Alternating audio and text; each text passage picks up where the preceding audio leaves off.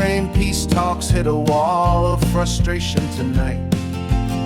Postal services pause their U.S. deliveries in the tariff fight. Pentagon fires intelligence chief after Iran assessment leaked. The world keeps spinning while diplomacy creaks. These are the stories that shape our day, from Washington halls to wars far away.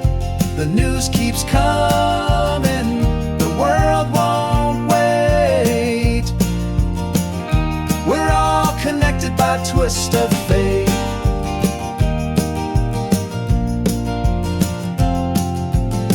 Syria's minorities fear the future that's coming their way.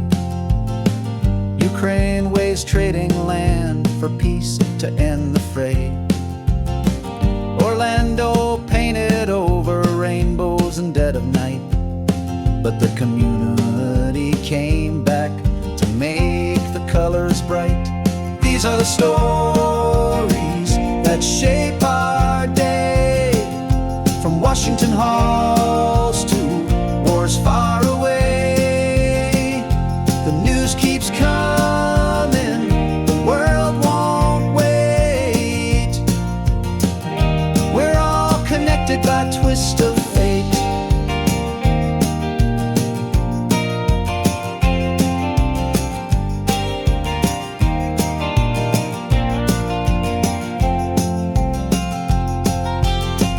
Taiwan acts out invasion fears on silver screens. Epstein files turn out to be just recycled scenes. Trump's tariffs threaten the medicines we depend upon, while museums feel the chill and change what's going on. From Orlando's streets to Kiev's call, every headline touches us all, in a world that's spinning faster each day. These are the stories, these are our times, woven together in news and rhymes.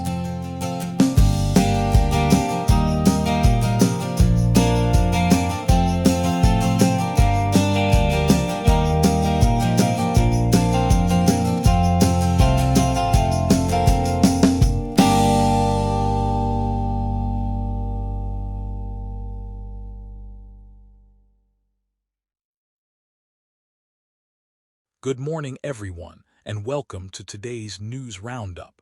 We're covering some major developments that are shaping our world right now. Let's start with what's happening on the international stage. President Trump is expressing some serious frustration with his Ukraine peace efforts. You know, he came into office promising he could broker a deal quickly, but reality is proving more complex than campaign promises. The president is now signaling he's hitting pause on these negotiations, which is significant given how central this issue has been to his foreign policy agenda. Meanwhile, we're seeing some unexpected economic ripple effects from Trump's tariff policies. Several countries, including France, Germany, and the UK, are actually suspending package deliveries to the United States. This is a direct response to Trump ending tariff exemptions, and it's creating real headaches for people expecting international packages. It's one of those stories that shows how interconnected our global economy really is. Speaking of international tensions, there's been a major shakeup at the Pentagon.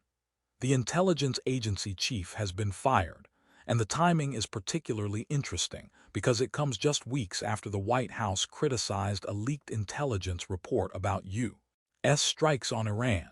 This kind of personnel change often signals deeper disagreements about intelligence assessments and foreign policy direction. Over in Syria, we're watching a really complex situation unfold.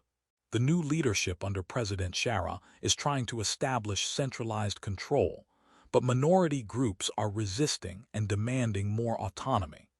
There's been significant violence in various regions, and it's raising serious questions about whether Syria can hold together as a unified state. It's a reminder that regime change is often just the beginning of a country's challenges, not the end. Ukraine continues to grapple with incredibly difficult decisions. There are growing discussions about potentially accepting a frozen conflict along current front lines as part of a peace deal with Russia. Ukrainian officials are under pressure from the U.S. to consider land-for-peace arrangements, though they insist they won't officially recognize Russian territorial gains.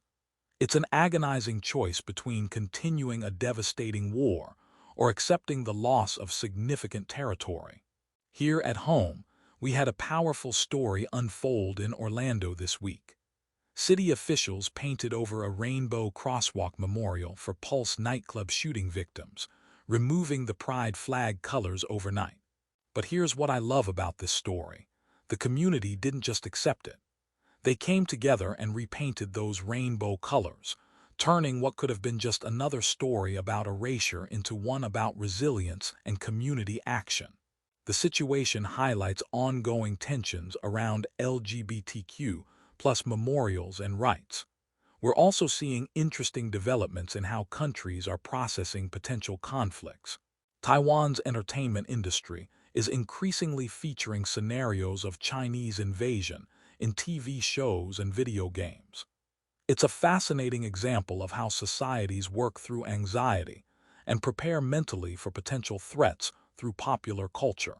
These aren't just entertainment products. They're helping a society grapple with existential questions about their future. There was some frustrating news about government transparency this week. Democrats are pointing out that the Justice Department's response to congressional subpoenas for Jeffrey Epstein files was largely just material that was already public. It raises questions about whether we're getting real transparency or just the appearance of cooperation. Finally, we're seeing some concerning effects of political pressure on cultural institutions. Museums across the country are reportedly changing or canceling exhibits, particularly those dealing with gender, sexuality, and race. This comes as Trump has specifically targeted the Smithsonian.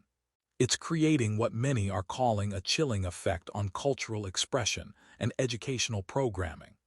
That's your news roundup for today's stories that span from international diplomacy to local community activism, showing how global and local events continue to intersect in our daily lives.